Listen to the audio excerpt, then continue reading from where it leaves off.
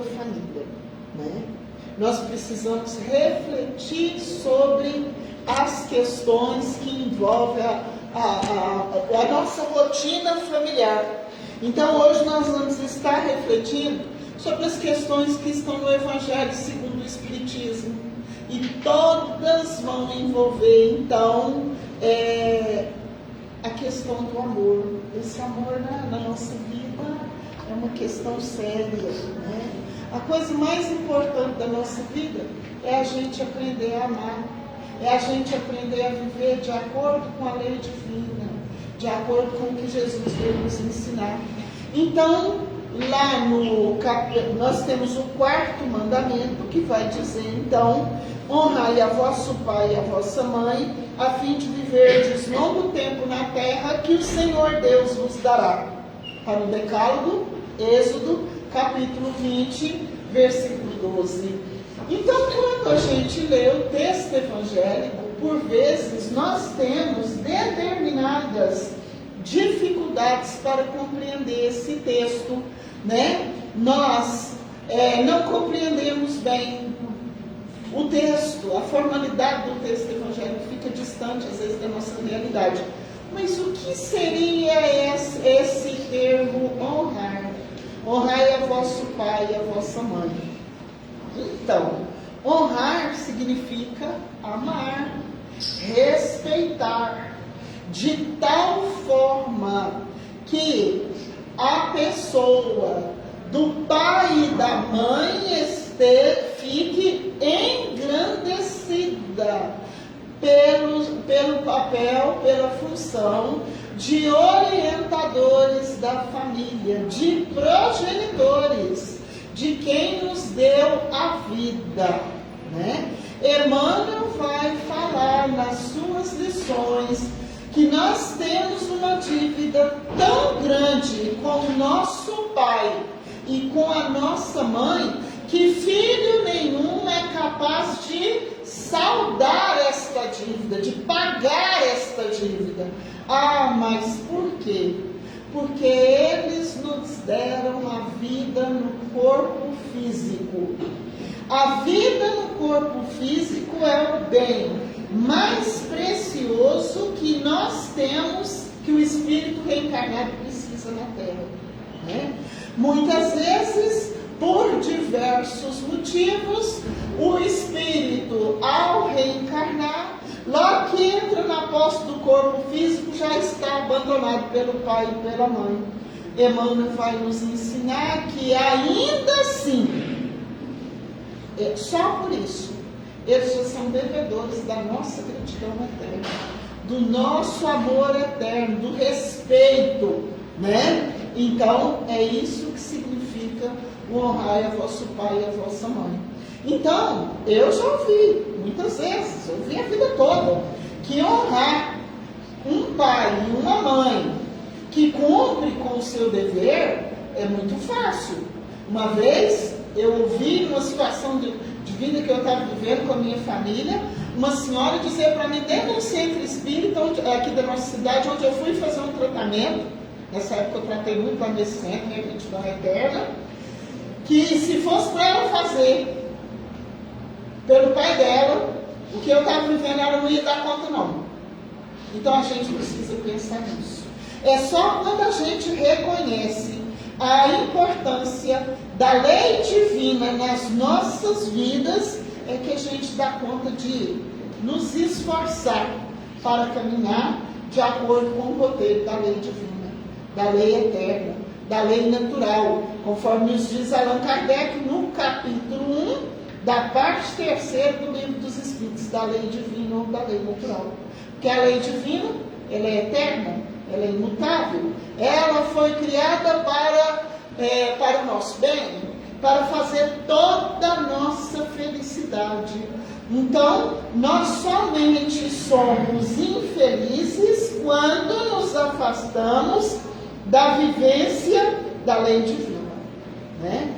A partir do momento em que o Espírito toma consciência da importância da lei divina nas nossas vidas, quando toma consciência de que nós somos filhos de Deus, de que nós somos espíritos imortais, imortais, né? De que nós somos seres em evolução. Aí nada mais detém esse espírito.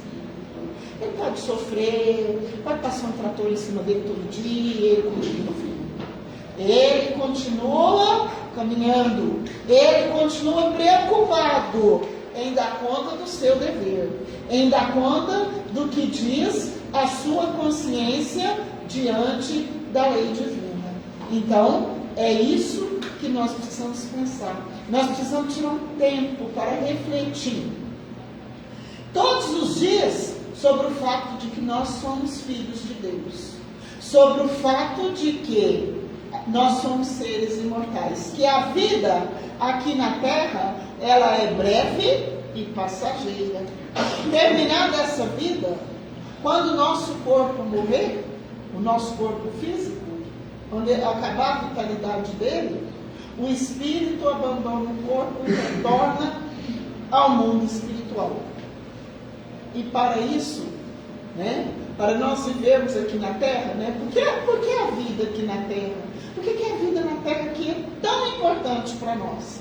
Porque todos nós estamos matriculados nessa escola abençoada do Pai para nós aprendermos as lições de ordem moral, de ordem espiritual de que necessitamos, e que só a vida nesse planeta de terra, de provas e expiações, nos oferece as experiências materiais grosseiras de que o nosso espírito ainda necessita para viver. E no meio, né, dessas dificuldades com as quais nós vivemos todos, né? Porque todas as famílias têm problemas. Todas as famílias têm problemas. Todas as famílias enfrentam problemas gravíssimos de todo tamanho. Na atualidade, no momento em que nós estamos vivendo, nesse momento de transição planetária, por que eu falo nesse momento de transição planetária? Mas afinal de contas, que momento é esse? O momento em que nós estamos, vamos dizer assim, em que os nossos valores espirituais, os nossos valores morais estão nos chamando, vamos dizer assim, a verificação da nossa situação diante da lei divina.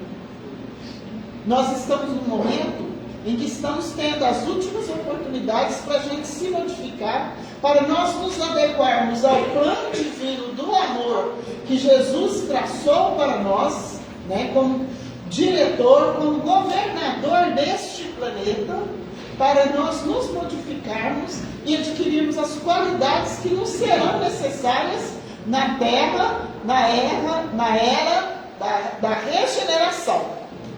E para isso nós precisamos pensar como é que está a nossa vida no lar.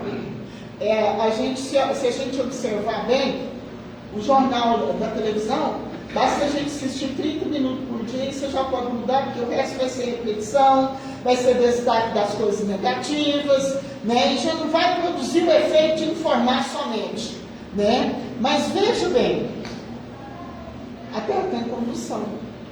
Nós estamos com problemas graves. E os problemas graves começam onde primeiro? Dentro do lar. Dentro do lar. O pai e a mãe têm deveres, os filhos têm deveres. Aos pais cabe orientar os filhos de tal forma que a orientação dada sirva não somente para essa vida, mas também para outra vida, para outras vidas, outras existências. Para que a educação recebida faça efeito, né? E nós estamos vivendo dias gravíssimos. Eu observo bastante, porque esses dias, com esses ataques a escolas que teve aí, o governo está preocupado com segurança na escola, tem que ter segurança no lar. Como que tem segurança no lar? Pai e mãe presente, pai e mãe preocupado com os filhos, pai e mãe preocupado em dar amor para os filhos, mas amor, quem ama educa, amor, disciplina, noção de moral, noção de correção, de honestidade, de bom proceder, noção de respeito. É muito comum a gente entrar num restaurante, de vez em quando entra uma família lá, que que o menino ou a menina não para de gritar o tempo todo e o pai e a mãe não abrem a boca para falar um ar. Tudo é natural. Então vai criando aquela noção de que tudo pode. Aí fica difícil. Porque a obra espírita nos ensina o seguinte, que se o pai e a mãe não educar os filhos conforme é necessário, sabe o que pode ajudar esse espírito? Somente uma vida cheia de provação, cheia de desgosto, cheia de sofrimento, como consequência da falta de educação. A criança nasce pequenininha, sabe por quê? Porque enquanto ela está pequenininha, tem 2 pontos positivos. O primeiro deles é o seguinte: ela está pequenininha, conquista o pai e a mãe. O pai e a mãe olham para o filho ou para a filha, tão bonitinho, tão pequenininho, e não tem a menor ideia da vida que o filho vai ter, quem que é aquele filho, qual que é o seu passado espiritual, qual que é a sua condição moral. Então é só aquele ser pequenininho. E o pai e a mãe muitas vezes pensam que ele vai ficar pequenininho a vida toda.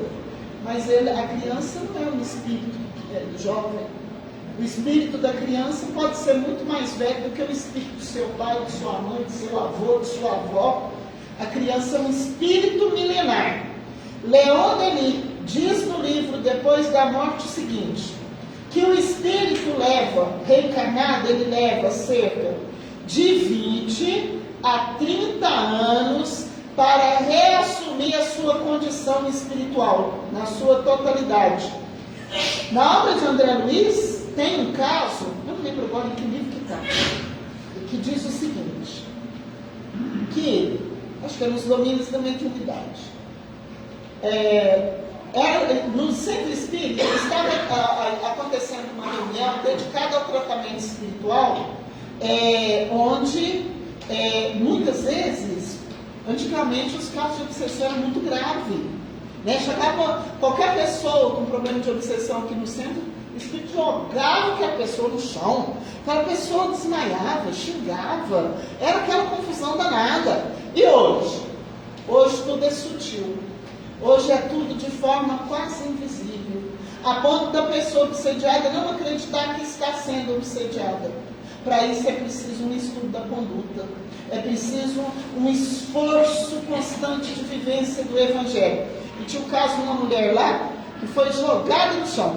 E o mentor de André Luiz explicou para ele o seguinte, que aquela senhora que foi jogada no chão pelo irmão desencarnado sofredor, ela, durante a infância, durante a adolescência, a juventude, ela viveu amparada pela condição espiritual dos pais, que eram excelentes pessoas, não tinha débito tão grave, tinha o hábito da oração, era uma pessoa que comportava-se dentro daquilo que era necessário para proteger o lar.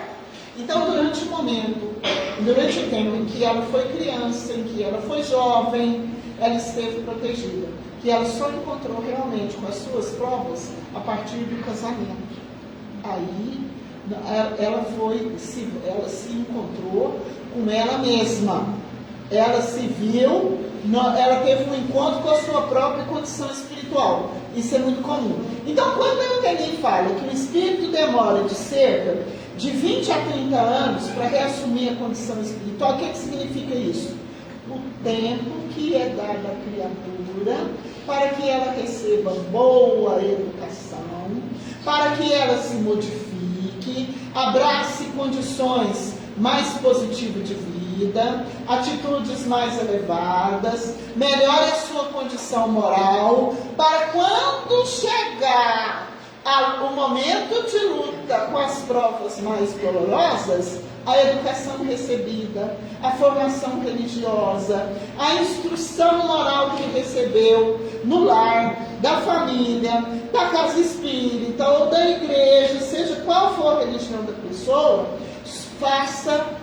tenha um efeito positivo, modifique o espírito para melhor, né? Então isso é muito importante. Outra coisa, meus irmãos, é tão importante a nossa vida no lar. Nós estamos sempre entrelaçados uns com os outros. Os nossos problemas são tão parecidos, porque ninguém é pai de ninguém por acaso, ninguém é mãe por acaso, os filhos não são escolhidos por acaso, né? Então, quem é que está dentro do lar? E Emmanuel vai falar num desses textos que eu escolhi aqui hoje, que é o seguinte, que dentro da nossa casa não estão, que dentro da nossa casa não estão os espíritos amigos nossos, aqueles que são mais elevados, já estão evoluídos, já estão todos iluminados. Esses não estão dentro da nossa casa. Esses geralmente nos acompanham, nos assistem, nos protegem do plano espiritual e nos ajudam de toda maneira que pode. Na melhor das hipóteses, é o nosso melhor amigo, né? Porque é muito comum, né? Os amigos, a família espiritual da gente não está dentro da nossa casa. Ah, mas quem é que está dentro da nossa casa? São os espíritos menos evoluídos, mais comprometidos moralmente, com os quais nós estamos envolvidos. O envolvimento é tão grande que a forma, somente situando todos dentro do lar, no mesmo agrupamento familiar, é possível trabalhar pela renovação moral e espiritual de todos os membros do grupo. Então, para isso é que a gente está junto, né? Então, lá no livro Luz do Lar, e tem no Vida e Sexo também a mesma lição, Emmanuel fala assim, quem é que está dentro da sua casa? Sabe quem é o filho comprometido, complicado, ciumento, incompreensivo, com problema disso, daquilo? É aquela mesma pessoa, né, que em vidas passadas foi comparsa das suas atitudes irrefletidas. É alguém que o pai e a mãe desencaminhou para o mal. É alguém a quem o pai e a mãe prometeu proteção e não deu, né? Então, nós não estamos dentro do lar unidos nem família à toa. É porque todos nós somos devedores uns dos outros. Sabem esses casos horríveis, dolorosíssimos que a gente escuta na televisão, a gente ouve? Eu quando está falando muito disso, eu estou muito canal, que eu quero mais, faz mal para mim, Deus me gosta, para mim triste. Há casos em que a mãe mata o filho quando está dormindo, quando vai dar banho do bebê. Sabe por quê? É porque é desafeto, porque é inimigo do passado. Embora estejamos socorridos pela bênção do esquecimento de encarnações passadas, há casos em que a mãe não suporta e comete o crime, né? Mães que provocam aborto e pais também, está gerando condições dolorosas. Porque todas as vezes que uma mulher pratica aborto, porque o pai da criança abandonou a criança e nem se importou com a sorte dela, sabe qual é a situação dele? É cúmplice, é coautor do aborto praticado diante de Deus, diante de Jesus. Não é só ela que vai responder, não, né? E vai ter problema de saúde, problema psicológico, problemas obsessivos, porque se o abortado não perdoar e não tiver uma compreensão muito grande, ele vai obsediar o pai e a mãe. Por quanto tempo até ele aceitar ajuda? E André Luiz vai falar no livro Evolução em Dois Mundos, que há casos em que o processo obsessivo só vai cessar quando o obsediado, no caso do pai ou da mãe ou dos dois, tiver condição de dar renascimento àquele espírito sofredor. Ora, mas qual que é a importância de nós sabermos isso num dia em que nós estamos pretendendo e já estamos homenageando as mães encarnadas, as mães desencarnadas, as mães que praticaram aborto, aquelas que não cuidaram dos seus filhos, não educaram, não deram limite. Quando eles fizeram as coisas erradas, o pai e a mãe achou bonito. Ah, mas quando quando chega no plano espiritual, a situação é dolorosíssima. Nós oferecemos o nosso estudo, a nossa reflexão, as nossas preces para todos que se encontram nessa situação.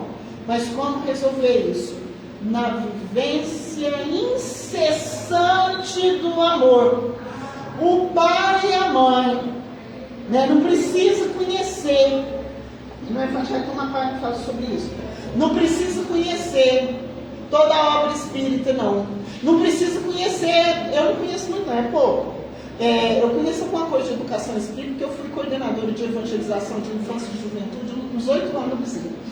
Então, por quê? É porque o pai e a mãe foram preparados para a tarefa da maternidade e da paternidade no plano espiritual. Ninguém é pai ou mãe de ninguém assim, por acaso, né? Então, tem condição de viver o amor, o diálogo, né? A conversa. Então, por exemplo, eu vou contar aqui um pouquinho, eu sei pouco de Pestalozzi. Pestalozzi, que foi professor de Allan Kardec, né? Que foi professor lá no Instituto em Verdun, da Suíça.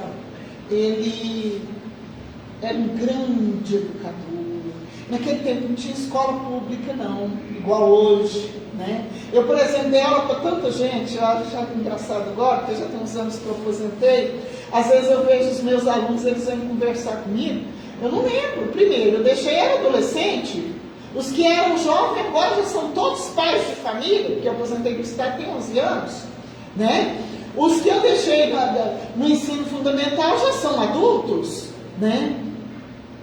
Então, antigamente, as escolas eram para poucos, e Pestalozzi era professor. O aluno convivia muito com o professor, era discípulo, tinha os colégios internos, né, onde a criança morava na escola, o jovem, a jovem. Isso tudo tinha um significado muito grande na educação. Pestalozzi contou que uma vez ele cuidou de 100 crianças que eram órfãs da guerra, perderam os pais na guerra, e conseguiu recuperar todas elas. E ele dizia assim, que qualquer problema que ele tinha, ele chamava a criança ou o jovem para uma conversa em particular. E assim ele fazia sempre.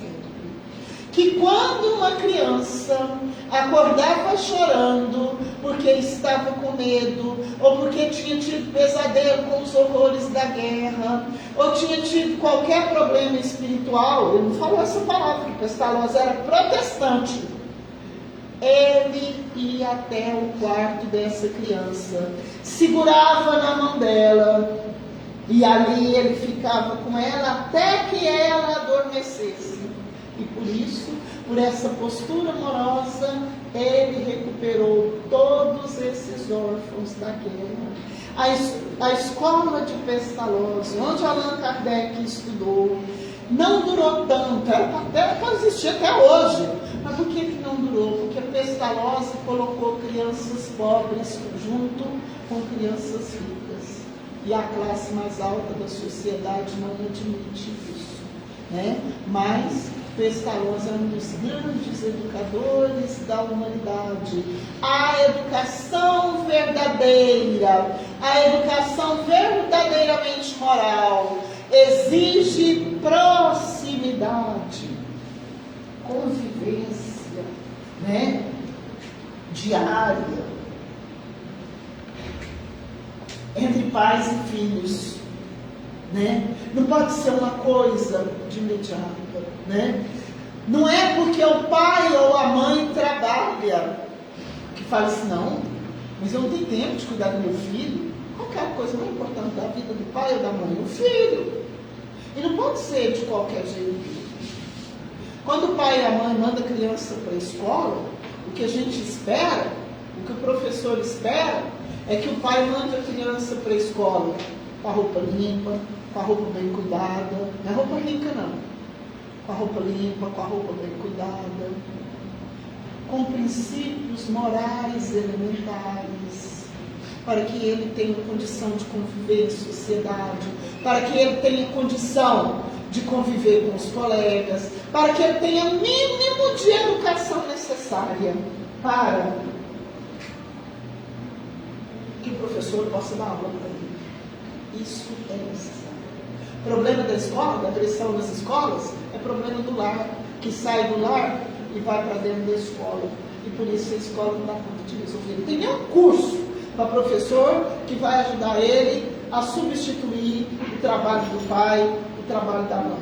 E a polícia não educa, a polícia prende, a polícia pune, né? A justiça julga. Quem educa, quem ama verdadeiramente é o pai e a mãe.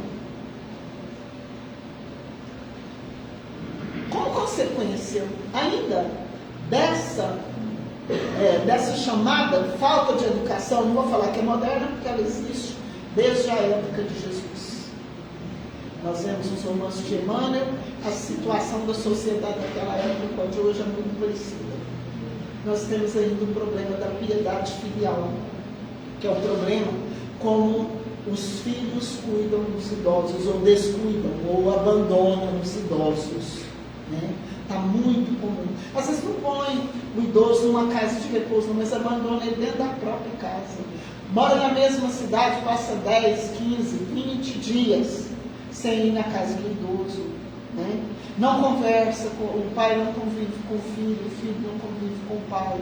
Não se dedica a conviver com o idoso. Nenhum progresso material, nenhum progresso financeiro, nenhuma conquista tem valor se nós não sabemos viver o amor dentro da nossa casa, dentro da nossa família. Quem ama, conversa sobre os problemas que enfrenta, buscando solução pacífica e possível para todos.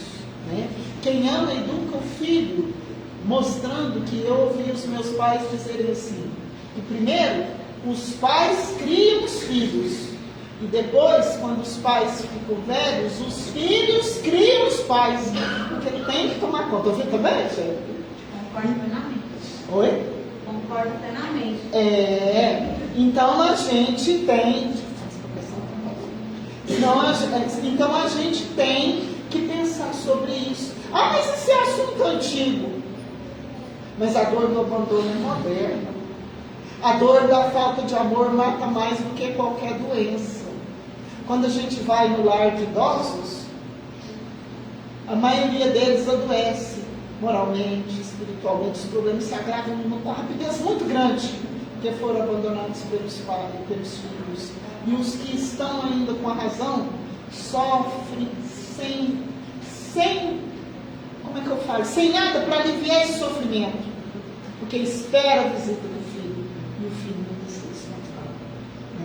E nós ainda temos dentro desse campo uma coisa para a gente pensar. Muitas vezes o filho pensa assim: eu não vou cuidar do meu pai, não. Foi muito para mim, foi muito para minha mãe.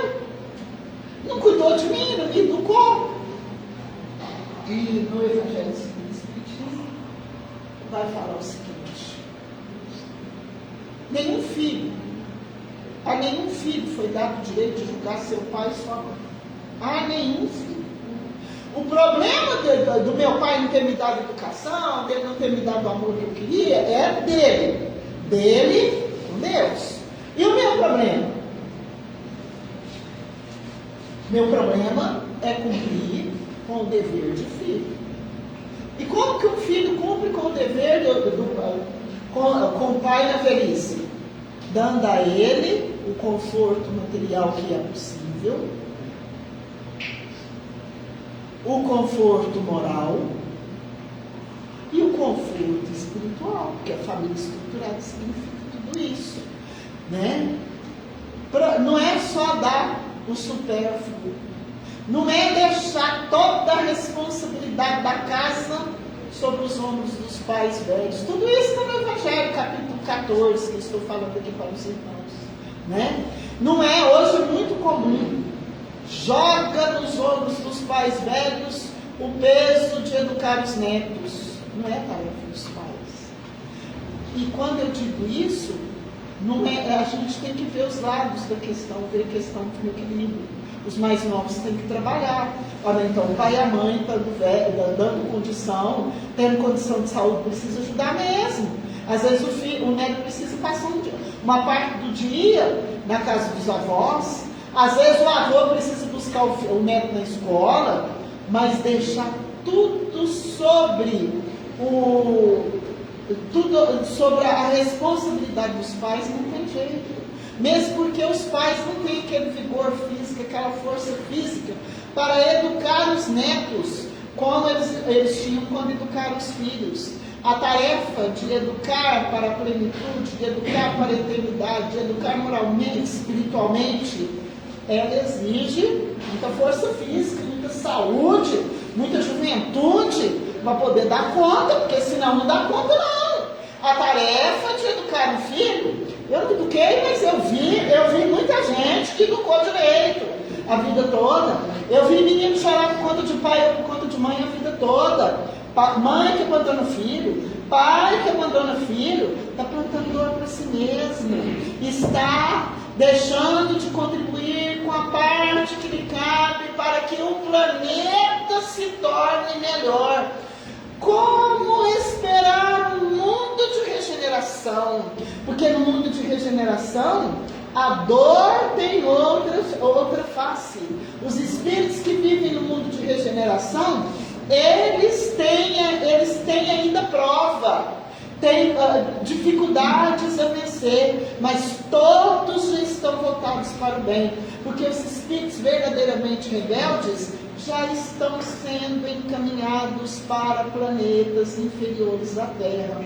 Como será a família do futuro? Uma família onde haverá diálogo, onde os problemas serão discutidos, buscando o melhor de todos. Porque o Dr. Bezerra fala no livro Bezerra de Menezes, ontem e hoje, numa página endereçada aos pais de família, que é possível e é necessário educar com brandura e com amor, né? Com brandura e com amor, construindo laços eternos de amor, de amizade, de companheirismo. Porque se o pai e a mãe for em cima daquela autoridade cega, do tipo eu mandei, tem que fazer, aí é o contrário, cria inimigo. Às vezes o filho pode obedecer até a maioridade, depois desaparece o pai e a mãe nem vê mais. Né? Ou então vai ter dificuldade para cumprir o dever quando eles ficarem velhos. Aí surge o problema da falta da piedade filial. A dor está presente outra vez, a dor mental, a dor do abandono, a dor da falta de amor, a dor daquela ausência da conversa amiga. Então, para que nós possamos viver bem, para que nós possamos cumprir verdadeiramente o que a misericórdia infinita do Pai espera de cada um de nós, de cada um dos componentes da família, dos pais, das mães, dos filhos, dos avós, é que a gente viva verdadeiramente naquele trabalho de conquista uns dos outros. Ah, minha mãe vai chegar, coitada, minha mãe hoje saiu tão cedo, eu nem vi direito a hora que ela chegou, que ela vai chegar. Aí eu vou fazer esse cafezinho aqui para minha mãe chegar. Né? Meu pai saiu cansado, né? Hoje levou uma marmita tão mal arrumada, acontece.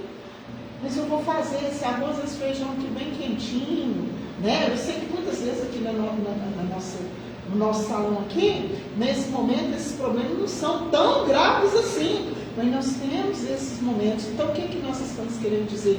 Que o importante é o amor. O importante é o aconchego dentro do lar. É preciso que a gente tome consciência que não basta estar dentro do lar. É preciso viver com amor. É preciso que um se interesse pela vida do outro. É preciso que cada pai e cada mãe conheça cada filho. É preciso que os filhos conheçam as lutas dos pais. É preciso que os filhos verdadeiramente respeitem os pais e que os pais respeitem os filhos.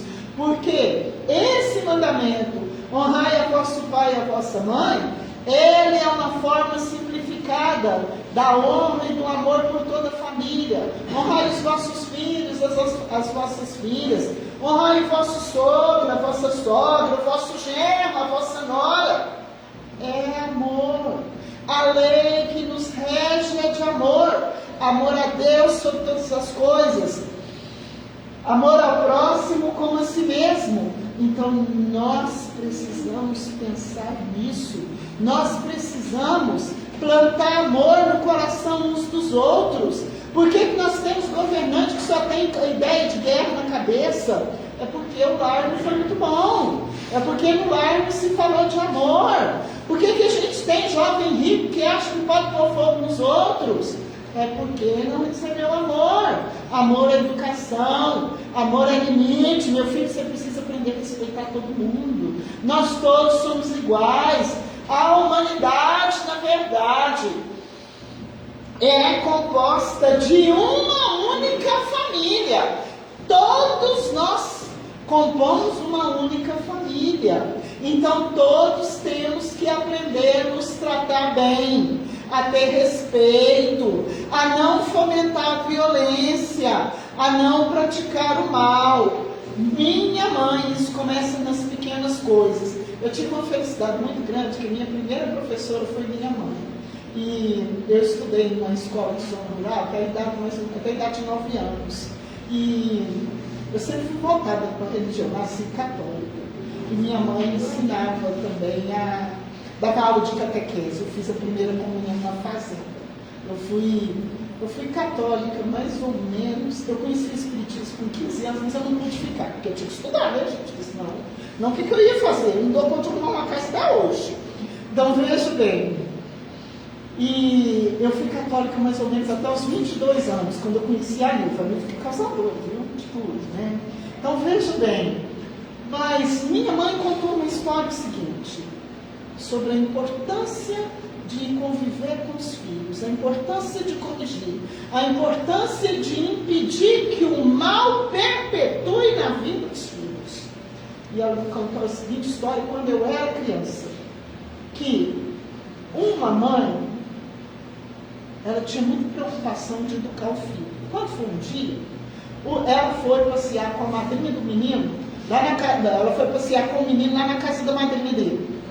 E chegou lá, aquelas conversas de comadre, conversa de um lado, conversa do outro, de repente ele foi embora. Quando chegou em casa, o menino mostrou para ela, viu que o menino estava com uma latinha velha, amassada, esquisita, já a ponto de jogar fora. Ela falou: meu filho, mas quem é que te deu essa latinha? A mãe: achei. Achou? Achei. Mas aonde? Onde você pegou esse latinha? Ninguém acha nada, eu não acho nada. Ah, mãe, chegou no quintal da minha madrinha, pois você vai pegar essa latinha e vai devolver lá. E pegou a chinela e foi atrás do menino. Mas palmado faz bom, não pode ser com exagero, não. Mas essa mãe salvou a situação. E ela foi. E ela foi corrigindo esse menino, mas ninguém podia falar nada com ela. Quando ela chegou lá, que viu o menino chorando, e ela deu uma chinelada no menino, a comadre foi: mas que é isso, comadre? Você está ficando doida? Ela falou: não, eu não estou ficando doida, não, eu estou educando meu filho. Eu não quero que amanhã ele seja ladrão. E você não entra no meio, não, porque eu vim aqui porque eu estou dando a educação para meu filho. Agora, meu filho, você vai tomar respeito, vai pedir perdão para sua madrinha do que você fez. Pediu. E agora você vai lá e vai pôr essa latinha onde que você chegou, onde que você tirou. E foram embora. E o menino, segundo minha mamãe Helena, se tornou um gerente de banco. Por quê? Porque ele teve uma mãe para corrigir ele e dar moral para ele e não deixar ele fazer o que quer. E eu tenho também, vou contar essa. Tem uma história que está no livro Ressurreição e Vida. Então, o livro Ressurreição e Vida é psicografia de Ivone Pereira, que se chama Lição Materna. O escritor Leon Tolstói, desencarnado, foi lá no plano espiritual, num lugar muito difícil, onde tinha espíritos em condições muito dolorosas. Ele foi lá visitar. Os espíritos superiores periodicamente fazem essas visitas a planos inferiores. E quando eles vão e ajudam quem eles dão conta, quem eles podem, né? E dentro de pouco tempo fazem maravilhas. Essas maravilhas que eu estou falando está na obra do Manuel Filomeno de Miranda, nos livros que falam sobre a transição planetária. E então ele estava lá, né? E de repente ele viu um senhor muito triste, mas muito triste mesmo. Ele viu um senhor muito triste. Ele viu um senhor muito triste e perguntou para ele: escuta, alguma coisa que eu possa fazer para ajudar o senhor, para ajudar a diminuir a sua tristeza, que pudesse fazer o senhor se sentir melhor? E o homem permaneceu calado. E ele, aquela presença, só a presença do Espírito Superior cura a gente, né? Verdadeiramente cura. E de repente ele falou assim: olha, eu vivi na Rússia. O livro Ressurreição e Vida são vários contos, todos eles narrados na Rússia, que Ivone Pereira seguramente deve ter reencarnado lá, né? Em outras existências. E reencarnou sim, porque eu conheço pouco da obra dela, não conheço o suficiente ainda, reencarnou sim. E minha mãe era uma camponesa pobre, meu pai também.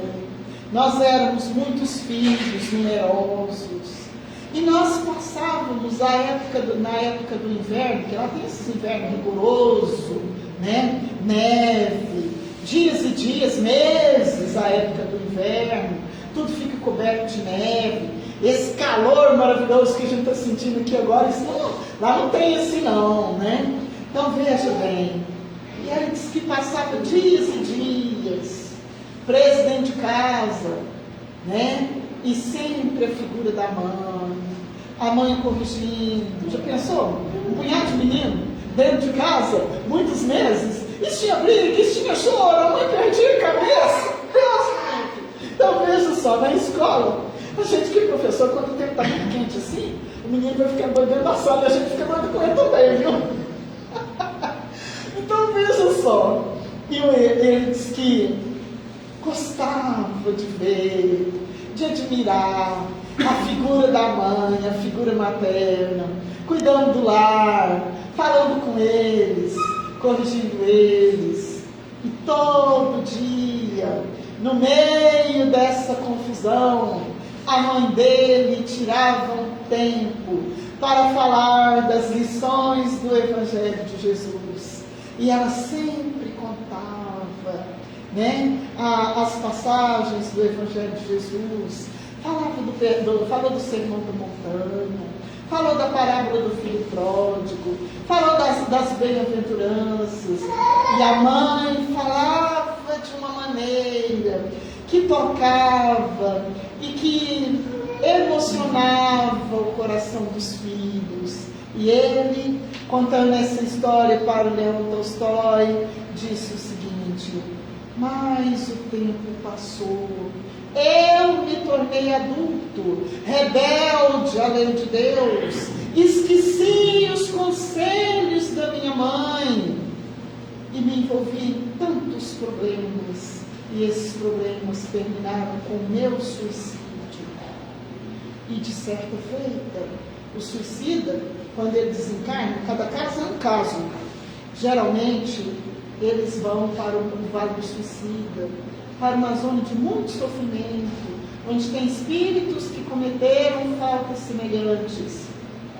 E ele disse que ele estava lá, nesse lugar de muito sofrimento, quando de repente, ele não sabe como, ele começou a se lembrar da mãe.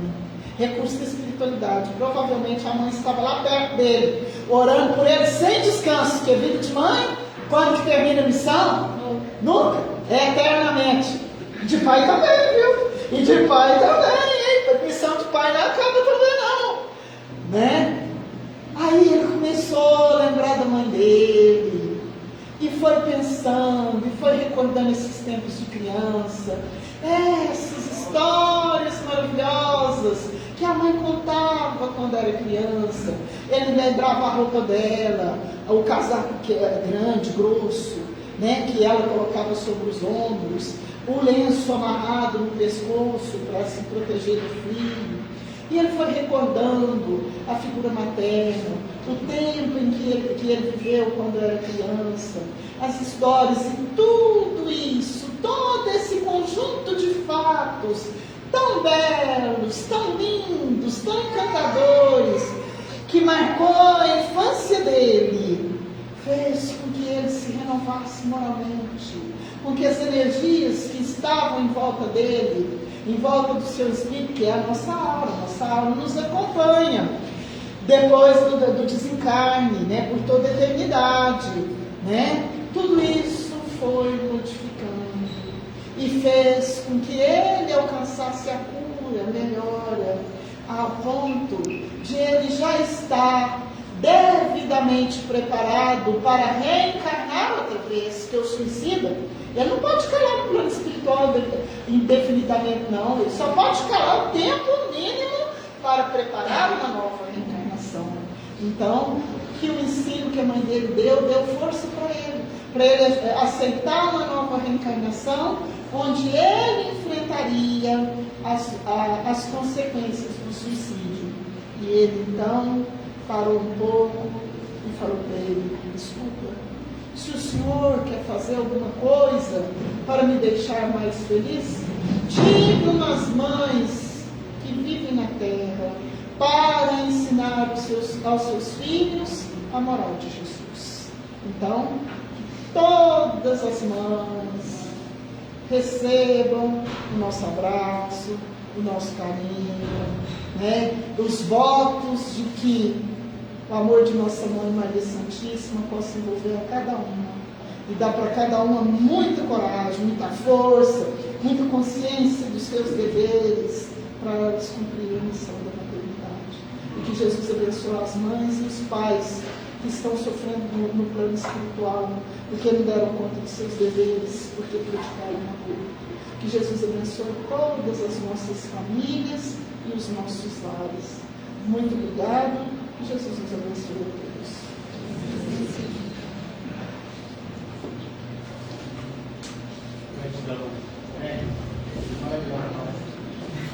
Agradecemos os benfeitores que me ajudaram.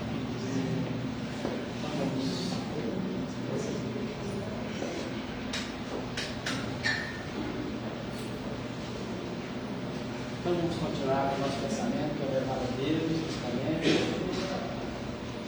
agradecendo pelo ensinamento de hoje, tão esclarecedor e libertador também, pois se antes a gente não tinha os conhecimentos que hoje já temos, agora podemos trabalhar de forma diferente na nossa família, perante a família, perante os nossos irmãos, enxergando não só os consanguíneos, mas também os nossos irmãos que perambulam pelo mundo como uma família universal.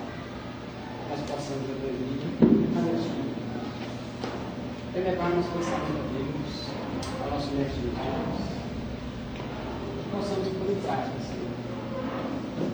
Temos um mediado com conhecimento a cada dia, a cada oportunidade. Que o Senhor nos permita sermos melhores a cada dia e passarmos para a segunda fase do nosso trabalho de hoje, paz. Orando nossa homenagem às mães, né? Fazendo a prece da nossa Mãe Santíssima, dizendo: Ave Maria, cheia de graça, o Senhor é convosco, bendita sois vós entre as mulheres, bendito é o fruto do vosso ventre, Jesus. Santa Maria, Mãe de Deus, rogai por nós, pecadores, agora e na hora de nossa morte. Peraí, cadê o seu livro? Está longe aqui, meu Deus. Zezinho, vem aqui no final. Clica aqui no concluir, fica dali para você falar comigo aqui. Clica aqui no concluir. Vai, no cantinho. Mas fica, Zezinho. Cadê o publicar? E vai aparecer. Vê no celular aí, você, gente, se deu, a transmissão deu certo. Estava transmitindo, olha só. Ah, você olhou? Tá. O que fala agora? Acabou? Bate a cabeça para baixo. Acho que abriu uma conversa aí. Aí tem que voltar aqui. Sabe mexer aqui? Ele é Não lento, sei não. ele é lento, Eu só tem que dar um tava comandinho fazendo. esperando. Tá. Você quer entrar pro passo, Silvana? Ou não, não precisa?